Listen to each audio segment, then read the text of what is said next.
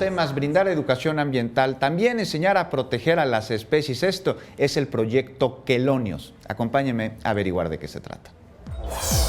Cuidar de los animales y la biodiversidad como una educación ambiental es el propósito de David y su equipo llamado Quelonios. Ellos defienden la liberación de cualquier especie que haya sido extraída de su hábitat con fines comerciales.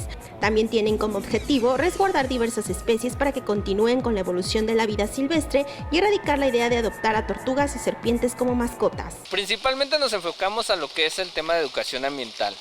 Buscamos concientizar que hay especies que no son propias para ser una mascota exótica y que incluso aquellas mascotas o animales de compañía que están pues destinados a acompañar al ser humano desde ya siglos atrás, pues se les dé una consideración, ¿no? Se les vea incluso como iguales porque son seres vivos. Sí, dependen de nosotros, pero eso no implica que ellos requieran necesariamente verse como un objeto, porque muchísimas veces se ven como una posesión. Muchas personas ignoran los cuidados adecuados que requieren estas especies y en muchas ocasiones terminan en abandonarlas en hábitats ajenos.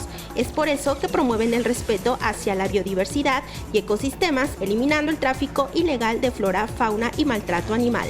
Lamentablemente no todos tienen la capacidad para tener un espacio adecuado para este tipo de serpientes.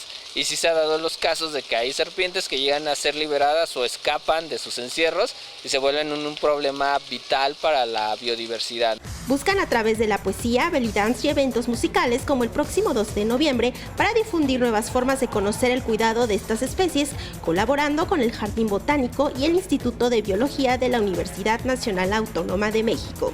Con imágenes de Javier Martínez, María José Valencia, 21 Noticias.